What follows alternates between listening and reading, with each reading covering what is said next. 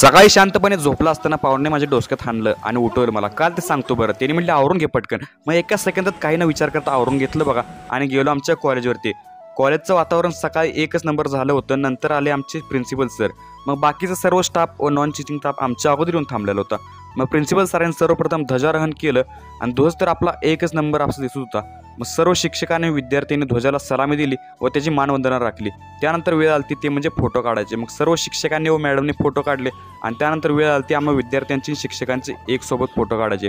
फोटोवर काढून घेतलं आणि मी संकेतदानी पाहुणं गेलो गावात आमच्या दुसऱ्या कॉलेजवर गेलो होतो. आमच्या ब्रांचच्या दुसऱ्या कॉलेजवर म्हणजे भारतीच्या दुसऱ्या कॉलेजवरती. तर तिथं सर्वप्रथम परेड बघितला आणि त्यानंतर भेटलो रायाला म्हणजे शिवम पाटील सरांच्या मुलाला. तो तर एकच नंबर होता आणि या दिदीचा आवाज म्हणजे एकच नंबर होता. मला तर रडू कोसळलं बघा.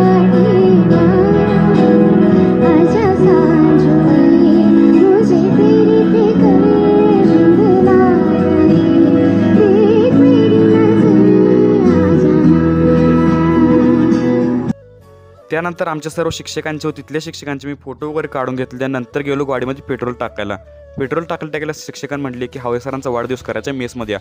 मग जेवढे शिक्षक होते विद्यार्थी होते तेवढे सगळेजण मेसमध्ये आम्ही आलतो. मग मस्तपैकी हावे सरांचा वाढदिवस केला, त्यांना शुभेच्छा दिल्या.